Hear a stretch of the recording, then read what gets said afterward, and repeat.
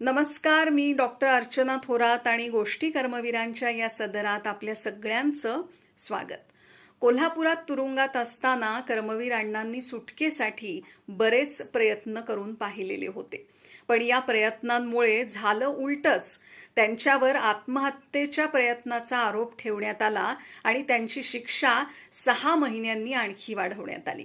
या शिक्षेच्या विरोधामध्ये कर्मवीर अण्णांनी 10 दिवस अन्नत्याग करण्याचा निर्णय घेतला आणि 10 दिवसानंतर त्यांची प्रकृती खालावली. त्यांच्या मातोश्री गंगाबाई कोल्हापुरात दाखल झालेल्या होत्या.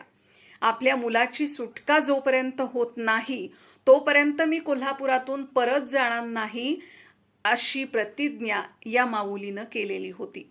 आपल्या परीनं आपल्या लेकाला सोडवण्यासाठी त्या प्रयत्नशील होत्या. त्या संदर्भामध्ये राजा